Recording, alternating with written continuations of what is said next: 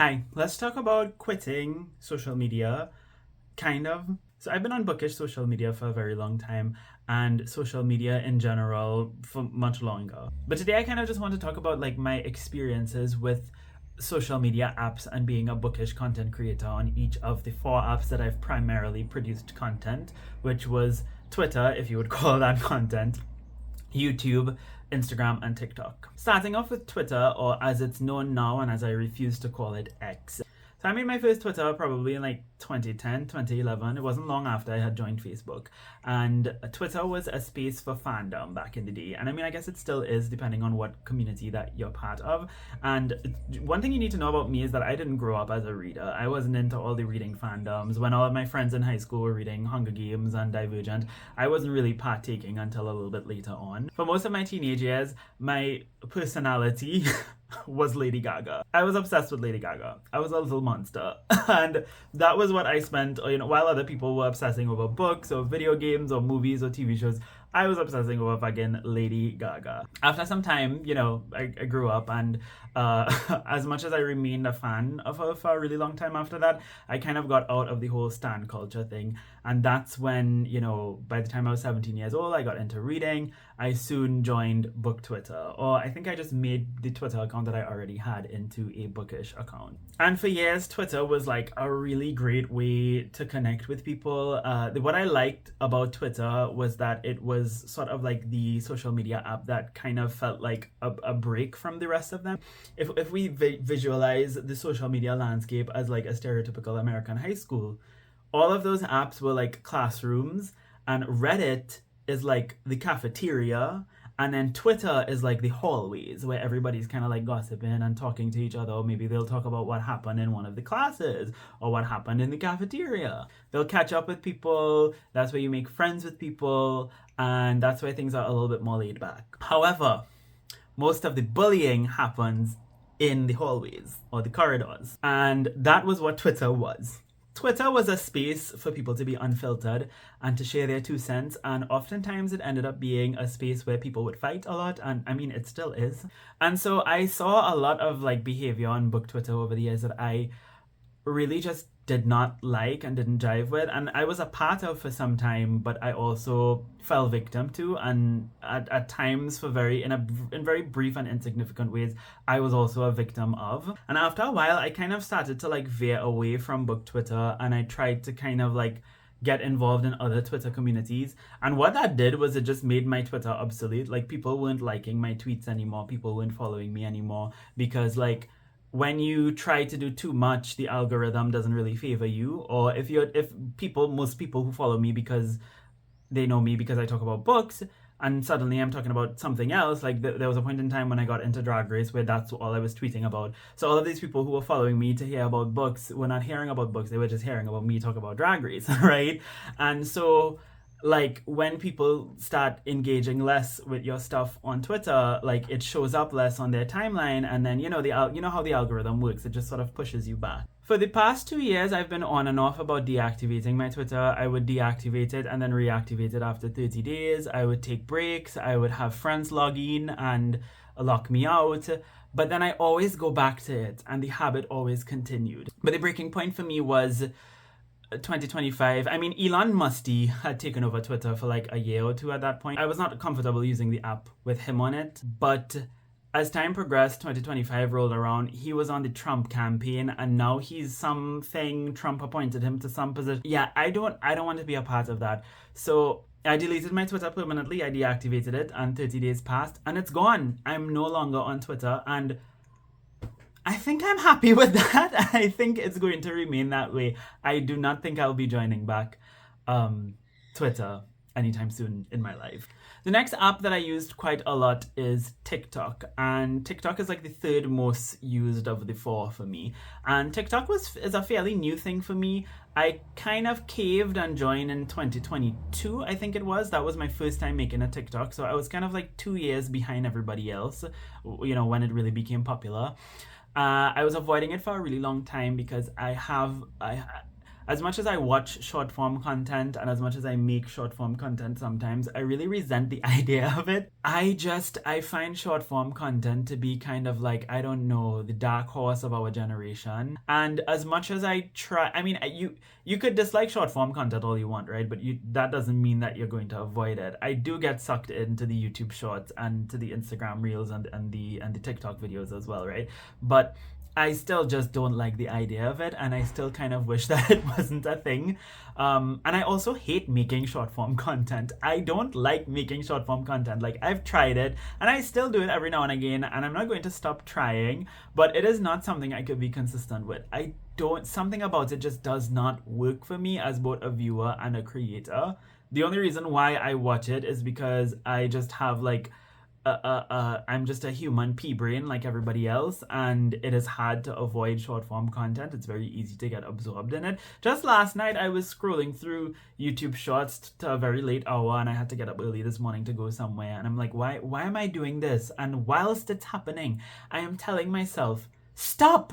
You're not even enjoying this. You're not even having a good time, but you're still doing it. So TikTok was just something that I needed to avoid for a long time. As I said, I finally caved. I made one in 2022, and there was a phase in 2022 where I was trying to like make videos, and I got like a couple hundred followers. Didn't really go anywhere. I deleted the app. Didn't really go back onto it until 2023. Palestine happened, and I started posting content about Palestine. And I also started making content about like Caribbean related stuff, some of which wasn't even bookish. It skewed me to a predominantly Trinidadian audience, which I had never experienced in my life as a content creator. I've always had predominantly an North American following on YouTube and on Twitter. Instagram, I would say that I had maybe a little bit more of a regional Caribbean following, but TikTok was just like any and everybody from Trinidad. The thing about Trinidadians is that most Trinidadians are very conservative. Most Trinidadians are willfully very ignorant, and they don't really have a filter. Like, if you read Facebook comments from Trinidadian people, especially when it comes to like topics that are a little bit more sensitive or taboo and stuff like that, people say like the nastiest, most vile things without any concern for consequence, because there's no consequence, right? And I was seeing that on TikTok, and I didn't like it. And, you know, I kind of stay away from the app now because I'm afraid that any little thing that I post that might be a bit off could turn off a Trinidadian audience. Now, I think that the people who follow me, the Trinidadians who follow me, are probably fine, but because most people who follow me are from Trinidad, my content will inevitably get skewed to other people who don't follow me and who would not have nice things to say to me. And the algorithm is different there. Like, a video of mine that would barely hit 600 views on YouTube could easily get like thousands of views on TikTok. And it's wild. And it seems like a good thing on the surface level, and that's why so many people have moved to TikTok from YouTube, because the algorithm is so much better, you get so much views, so much more engagement. But the flip side to that is just, it's so overexposing.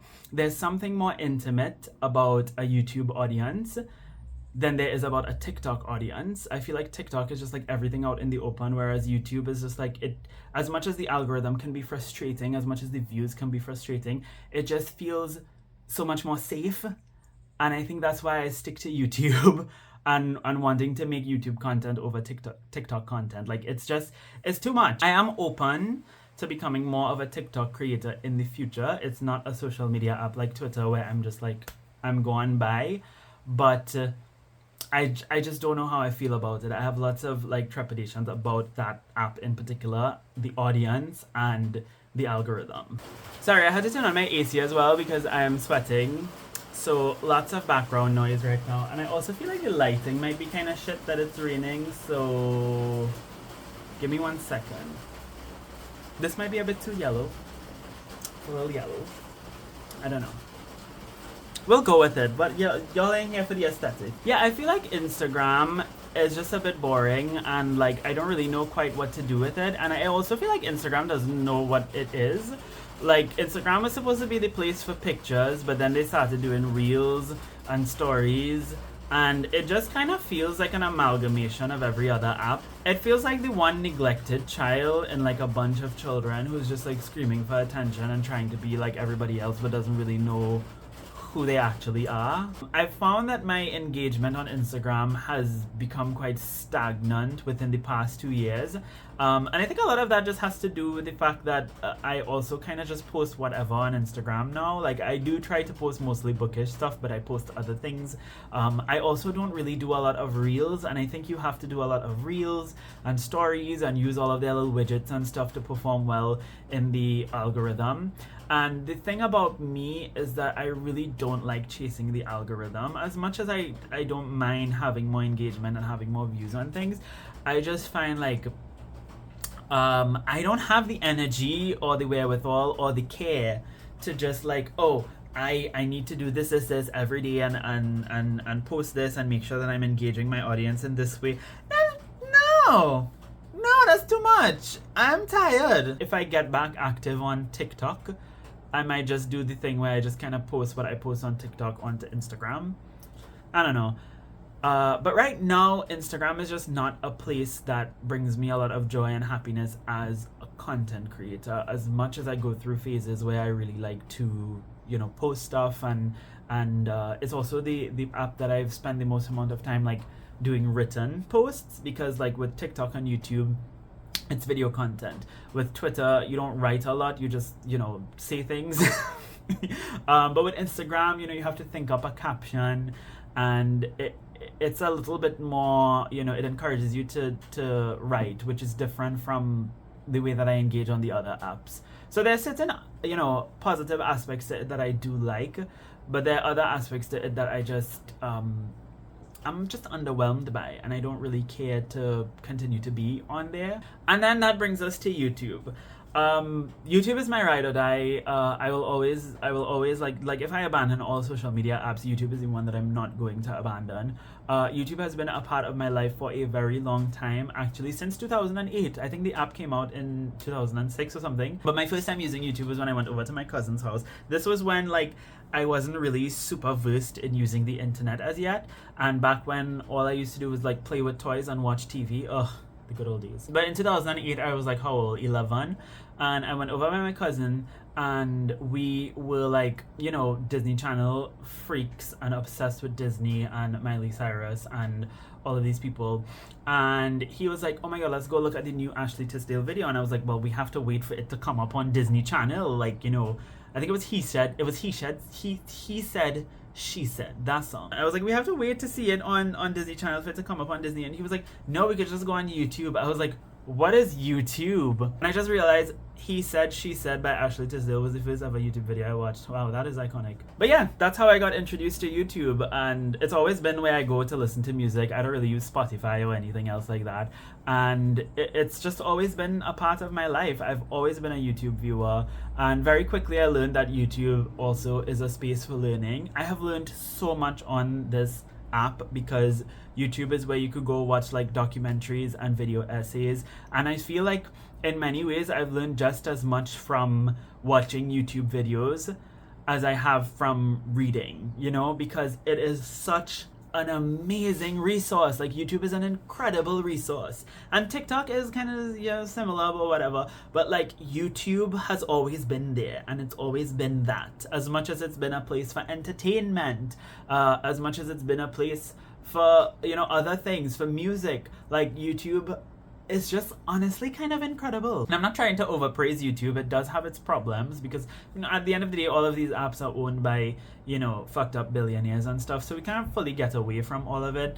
I don't want to sound like a hypocrite because I ran away from Twitter because of Elon Musk, but then I'm also like licking Zuckerberg's ass by still being on Instagram, right?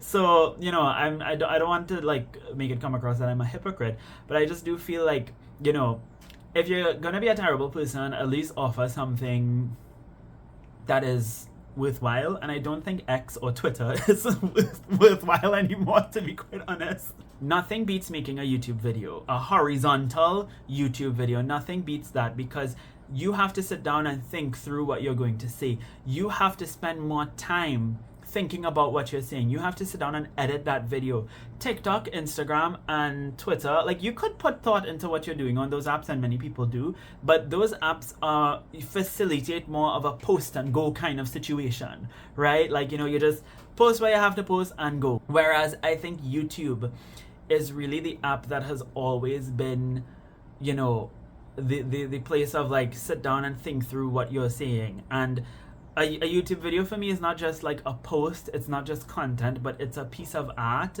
It is something that even if it's not good or it's not aesthetic or well put together, it is something that you sit down and you spend so much time creating, and the emotional payoff that I get from posting a YouTube video, even if it doesn't perform well, is so much more than some random TikTok video that I could do in 2 minutes and I could get like hundreds of thousands of views. Like, there's just something more meaningful about being a booktuber than being a book talker and a book Instagrammer and a book Twitter, book X person. To me, not saying that booktubers are more meaningful than people on those apps, not saying that at all. But for me, creating booktube content is a lot more meaningful than creating content for the other apps. I don't know what the last thing I said was. I had a phone call I had to take. But I was talking about YouTube, right? YouTube being better. The thing about YouTube too that I have to say, like comparing booktube to book talk, is like the discourse culture that's emerging out of book talk, because I feel like book talk is at the point where everybody's just kind of like reflecting now, and suddenly people want to have conversations about like anti-intellectualism and politics and books and whatever else people are posting hot takes on book talk, diversity and stuff. And I'm sitting down here and I'm just like, BookTube has been through all of it. Like, a lot of the conversations and a lot of the discourse that people are having on Book Talk are just like recycled BookTube stuff. And I suppose, it's because it's a new generation who are, many of them are like the age that a lot of us were when we started BookTube 10 years ago, because I've been on BookTube for this year is going to make it 10 years, right? And as much as there are a lot of new BookTubers, some of us are true to this, not new to this, and we've been here for a while. Our numbers may not necessarily reflect that, but we've been here for a while. And it's interesting to see like these younger folks come on and then they're like, this is why books are political. And I'm over here just like, didn't we have this conversation like 7 years ago? I don't know, it makes me question like, what are ways in which we could like, make sure that the lessons that we learn today are imparted on people tomorrow. Oh, that sounded like deep. I have noticed a significant just improvement in my own mental health since I have stopped, since Twitter specifically that I've deleted, but since I've reduced my usage of TikTok and Instagram, I have noticed just like my like happiness is a lot better. Wow, what a juvenile way of putting that. I don't know how to say it, but like I feel like part of evolving into this new world of social media is acknowledging that our brains actually have not evolved to make sense of it. You know what I mean? Like, psychologically speaking, we are no different than human beings who walked the earth like 50,000 years ago, right? And so our brains have not really adapted to the environments that we've created. Like, our technological advancement has far exceeded our own biological advancement. And I think that social media is a really difficult place because we are exposed to things in such an unprecedented way that our minds are just not able to grapple with what we're doing. And that's why it's so easy to become addicted. It's why it's so easy to lose yourself in insecurities, because it's a natural human thing to be insecure or to like have social pressure, but to exacerbate that on this wide scale in the way that social media does it, it really does a number on us. And I'm not an expert, I'm not a mental health expert. I don't want to sit down here and be like more social media usage equals like worse mental health. And I also feel like social media may not always be the problem, but it's also us and how we use it and us bringing our own flaws onto these apps. But at the same time, these apps also capitalize on those things, right? They capitalize on our ability to become addicted. They capitalize on our insecurities, right? Because they want us to keep scrolling and engaging. So it goes both ways. Like, you can't blame social media alone. You can't blame the people who use social media alone. It's both, right? And so it affects people's mental health. That much is true. And it has affected mine over the years. And I think that what I found is like less time on these apps has made me feel so much more at peace. And honestly, peace is all I want in my life right now. And I think in this day and age, it's what most people want.